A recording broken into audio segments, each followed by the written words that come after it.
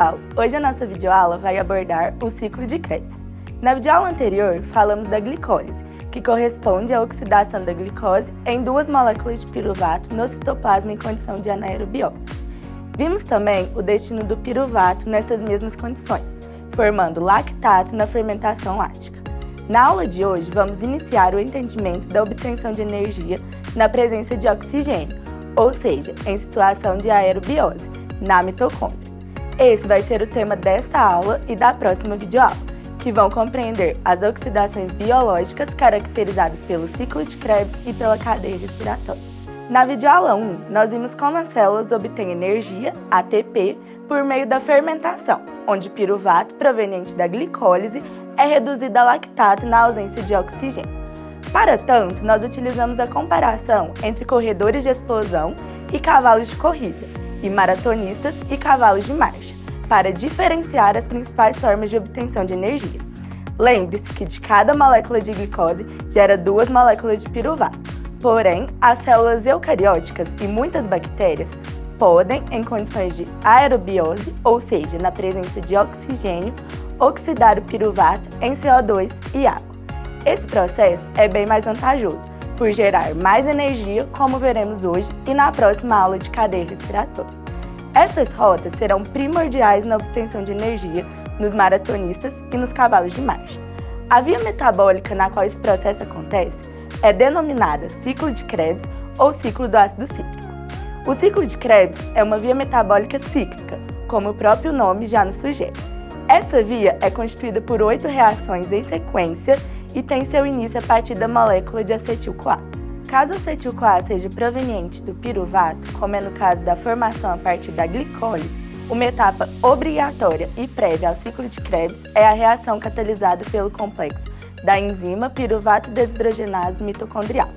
Lembre-se que o piruvato produzido na glicólise está inicialmente no citoplasma, sendo necessário, portanto, seu transporte para a mitocôndria. Esse complexo da piruvato desidrogenase é constituído por 3 enzimas e 5 coenzimas, que atuarão em conjunto para possibilitar a transformação do piruvato em acetil-CoA. Esse acetil-CoA gerado pode então dar início ao ciclo propriamente dito. Outro detalhe importante: o catabolismo de carboidrato, lipídio e proteína fornecerá em algum momento piruvato ou acetil-CoA, convergindo, portanto, todo o metabolismo energético na direção do ciclo de Krebs. Observe uma representação do ciclo todo aqui ao lado, e em seguida trataremos de cada reação de forma mais detalhada. Mas afinal de contas, quem foi Krebs? Hans Adolf Krebs nasceu no dia 25 de agosto de 1900 na Alemanha e morreu aos 81 anos no dia 22 de novembro de 1981 no Reino Unido. Foi médico, biólogo e bioquímico, que em seus estudos fez a descoberta do ciclo do ácido cítrico, que mais tarde ficou conhecido como ciclo de Krebs. Além disso, outro ciclo metabólico muito importante, também descoberto por ele, foi o ciclo da ureia, que falaremos em outra videoaula sobre metabolismo de aminoácidos. É importante destacar que esses ciclos fazem parte do metabolismo celular. Como já sabemos quem foi Hans Krebs, vamos entender melhor o famoso ciclo de Krebs, conhecido também como ciclo do ácido cítrico ou ciclo dos ácidos tricarboxílicos.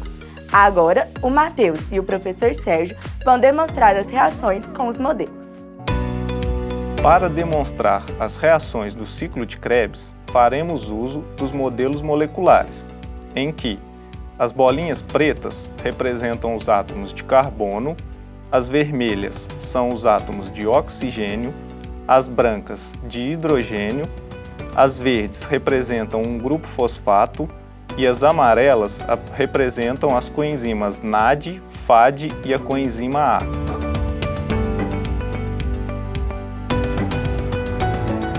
O primeiro passo do ciclo de Krebs é uma reação de condensação entre a molécula de acetil-CoA e a de oxaloacetato.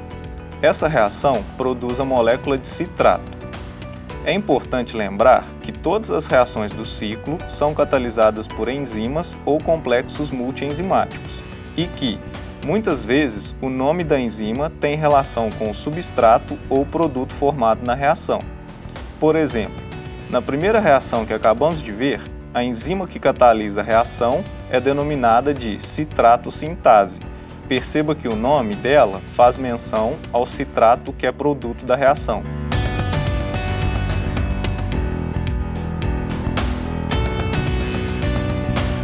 Na segunda reação, nós temos a conversão da molécula de citrato em seu isômero, o isocitrato.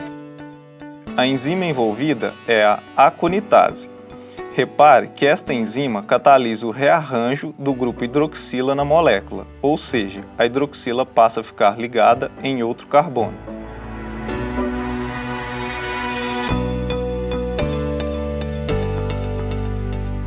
Na sequência da via metabólica, o isocitrato sofre uma reação conhecida por descarboxilação oxidativa e é transformado em alfa-cetoglutarato pela enzima isocitrato desidrogenase.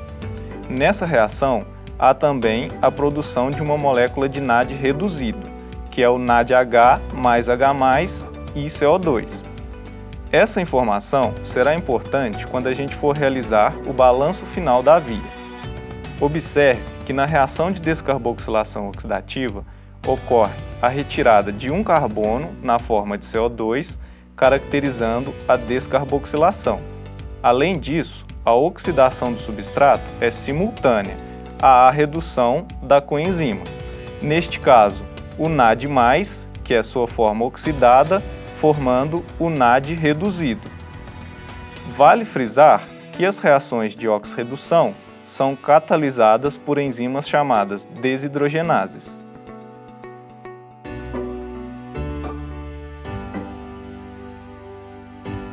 A reação 4 é a de oxidação da molécula de alfa-cetoglutarato em succinil-CoA.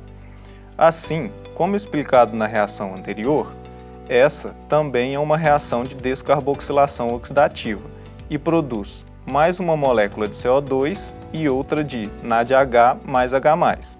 A reação é catalisada pelo complexo alfa-cetoglutarato desidrogenase.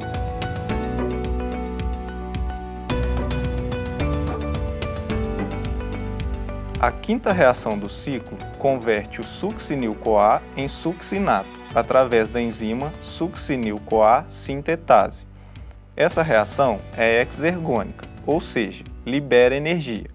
E a energia liberada é suficiente para fosforilar o GDP em GTP e, a seguir, ADP em ATP.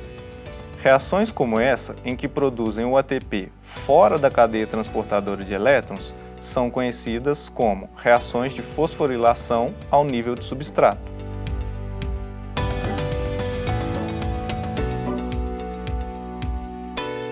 Na reação 6, o succinato é oxidado a fumarato pela enzima succinato desidrogenase.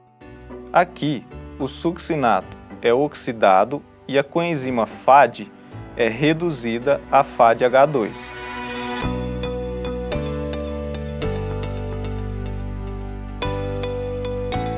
No passo 7 do ciclo, o fumarato é hidratado, sendo convertido em malato. Esse processo é catalisado pela enzima fumarase.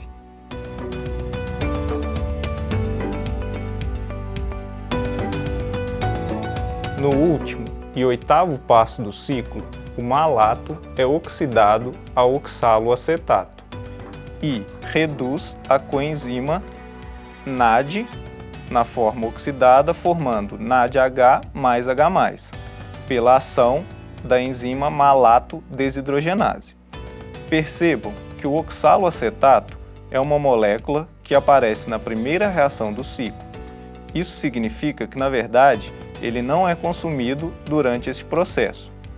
Outro detalhe importante que podemos observar é que, ao início do ciclo, temos a condensação entre o oxaloacetato, que tem 4 átomos de carbono, e o acetil-CoA, que possui 2 átomos de carbono.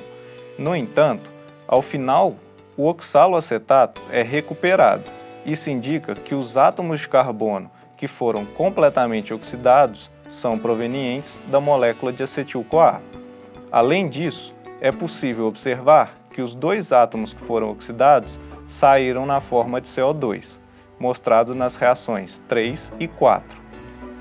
De forma geral, o ciclo de Krebs é uma via metabólica que promove a oxidação das moléculas de acetil-CoA.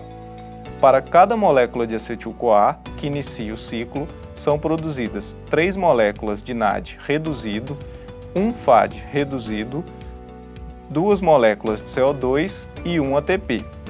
As coenzimas reduzidas NADH mais H+, e FADH2 seguirão para a cadeia transportadora de elétrons, onde serão oxidadas para a produção de energia na forma de ATP. Só para ilustrar, considerando as coenzimas reduzidas que irão para a cadeia respiratória, 3 NAD e 1 FAD, mais 1 ATP, teremos uma produção total de 10 ATPs para cada molécula de acetil-CoA que entra no ciclo de Krebs. Lembrando da videoaula da glicólise, onde vimos que o saldo final é a produção de 2 ATPs, fica claro que o ciclo de Krebs permite a produção de muito mais energia que a glicólise. Agora que já vimos em detalhe todas as reações do ciclo, vale destacar que além da contribuição na função energética pela produção de 1 ATP na reação de succinil-CoA a succinato, o ciclo de Krebs também tem uma função metabólica. Ele pode auxiliar no anabolismo, fornecendo precursores para a síntese de várias outras moléculas. Como aprendemos nessa aula, ao final do ciclo de Krebs vamos obter coenzimas reduzidas, FAD e NAD, que irão posteriormente para a cadeia mitocondrial transportadora de elétrons, também chamada de cadeia respiratória, que será assunto da nossa próxima videoaula. Por enquanto, já é possível começar a entender que a entrada do acetil-CoA no ciclo de Krebs permitirá a produção de grande quantidade de energia na forma de ATP dentro da mitocôndria. Como veremos em detalhes na próxima videoaula de cadeia respiratória, a quantidade de energia produzida será muito maior em relação à glicólise. Assim, depois dessa videoaula, conseguimos compreender a necessidade dos cavalos de marcha e corredores de maratona possuírem músculos repletos de mitocôndria. Nesses tipos de competidores, é possível produzir maior quantidade de energia que será utilizada pelo músculo, deixando-o capaz de realizar atividades físicas de longo prazo e reduzindo a fadiga muscular. Espero que tenha ajudado. Pessoal, não esqueça de curtir o NAD nas redes sociais e deixar o like no vídeo. Até a próxima videoaula!